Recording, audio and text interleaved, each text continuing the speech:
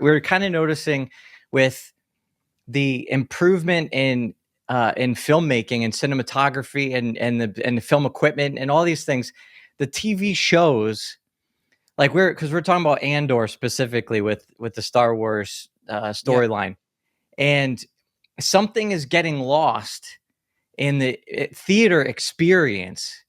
And what you just described as an 8-year-old, kids are not getting that kind of experience with that kind of magic happening in that moment of being taken out of oneself. Yeah. And so we're just kind of thinking about this through, like, what does this mean? Now we have these TV shows that you can binge that are as well produced as movies are today. Right. We're kind of losing a theater experience. Maybe there's still a place for that, but I don't know if that's interesting to think or talk about. It is interesting to me. I have been reflecting on this lately as well, that there is a sacred experience in being in a communal environment with people you don't even know, but it's dark and then the screen lights up, right? It's almost like the ancient, very human experience of gathering around a fire in the dark, where your faces are lit up only by the flicker of the flame, and interesting. And the elders telling the stories.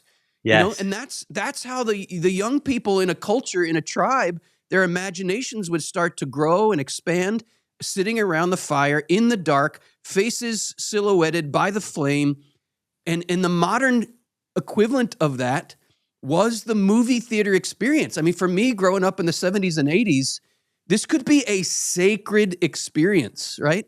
Yeah. And when VCRs came in the early 80s, I mean, I was blown away that I could actually watch a movie on my TV whenever I wanted. I just had to go down to the video store and rent it and put it in my VCR. There was a certain novelty to that, but it was also, I can remember the experience of a kind of absence of something I really liked about the sacredness of being in a dark space, lit up by the screen, lit up by flickering light, and being together, even with strangers, to receive a story.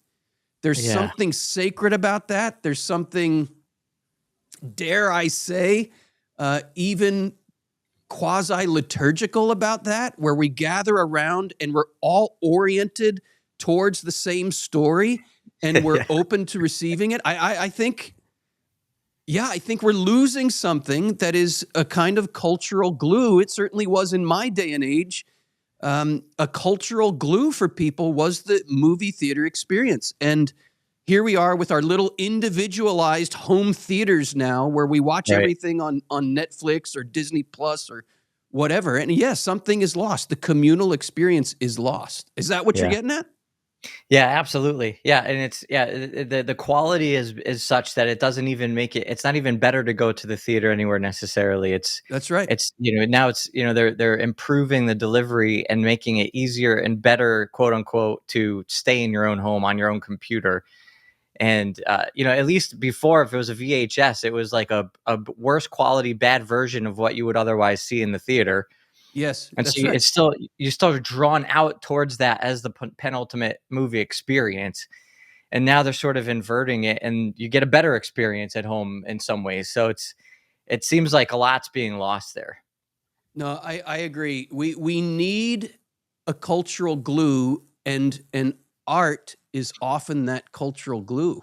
And as as surfacey as it might sound, I remember even the bond that was created when we were kids and everybody was watching the same TV shows the night before because they only came on at 8:00 on Monday night or Thursday night. And then the next day on the bus on the way to school, everybody was talking about what was on TV the night before. And it became a glue. It became a bond. It became a cultural experience that many, many people were having together.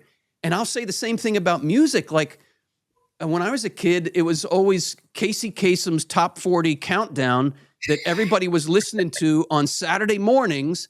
And then Monday morning, we're all talking about the top songs of the week. And everybody's listening to the same stuff on the radio. And that can create, if I were to criticize it, it creates a kind of cultural monopoly or something, or monotonousness. Is that a word? Monotonousness? I think I so. don't know. But it created a bond where we're gathered around art together and we're experiencing it together. And today, the entertainment world, the world of art, whether it's music or movies, is so scattered. Everybody has their little niche. And popular music, there's popular music. My kids talk about the popular music today, but it's not that everybody's gathered around listening to the same stuff in the same way it was when I grew up. I would say something is lost. Yeah, that makes a lot of sense.